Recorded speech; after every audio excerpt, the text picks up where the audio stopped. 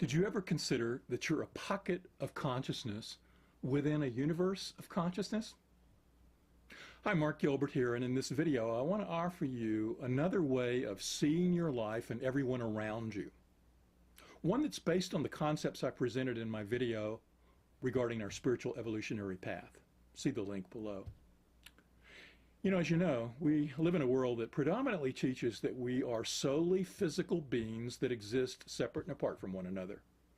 That random events led to the creation of the sun, the earth, life here, and us humans. We're taught that we evolved from lower forms and that we competed through a process of survival of the fittest, and that consciousness, which we experience as our conscious awareness, is simply some byproduct of the evolutionary process. Many scientists say it serves no evolutionary purpose. Now, I believe that science has given us a lot of benefits, especially technological wonders and conveniences of modern life. But this picture that many scientists tend to paint of us humans as being these separate and distinct physical entities with separate consciousnesses, and that this consciousness is not of some great importance, all of that is somewhat limiting in my opinion. What I believe and teach is that consciousness is an essence that's embedded in everything. That we are living, moving, and having our very existence within an ocean of consciousness. And that there is a spiritual divine nature to consciousness. And that the divine intelligence that created the universe, that which many call God or Spirit or similar terms, that this divine intelligence contains certain qualities, such as consciousness, love, intelligence, and other things, and that this divine force embedded itself into its creation, and those characteristics are in all aspects of its creation. Therefore, the universe has as the ground of its being such things as consciousness, love, intelligence, which means that everything that exists has a degree of these divine characteristics. But also embedded in everything is a degree of free will choice, the ability to make choices.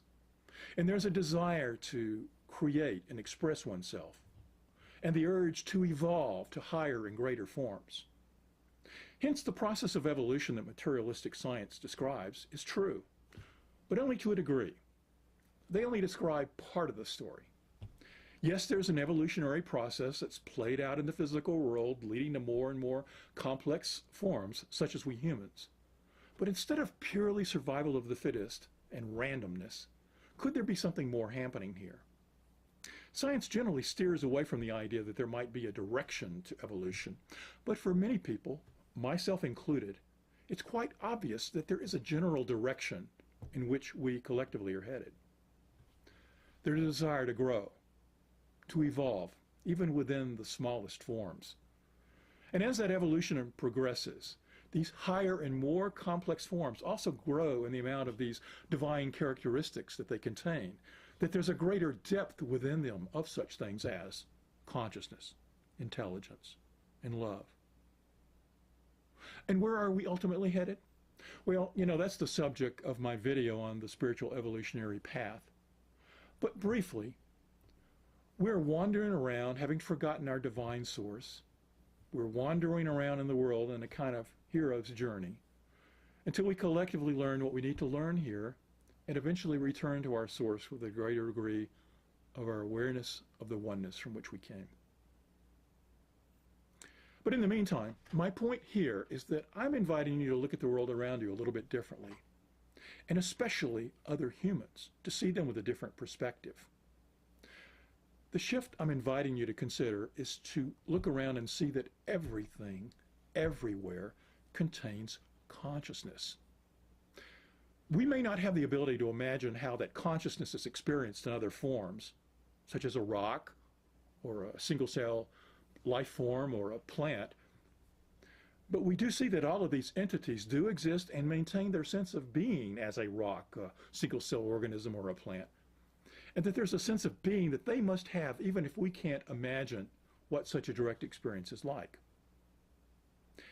Yet we can see that the process of evolution has led to a buildup or a depth of consciousness in more and more complex forms. that the consciousness of a tree must be greater than that of the consciousness of an amoeba, and that a dog or horse must have a greater consciousness than that of a tree, and that we humans have a greater sense of awareness than the dog or the horse. However, all of us, the amoeba, the tree, the dog, the horse, the human, we're all embedded with consciousness. But the consciousness is greater, deeper in the human. That whatever it is that's holding our cells together, that lower consciousness is folded back upon itself in a greater and greater degree in our humanness. And as if that this field of consciousness in which we live and move and have our being, this ocean of consciousness, that you have this pocket that is you and that is me and that's every human on the planet. Deeper levels of consciousness within each of us. You know, we're not separate and apart from one another. We're connected in a field of divine consciousness. We use that consciousness to create our world around us, and we're using it to return home to our awareness of our divine source. Till next time.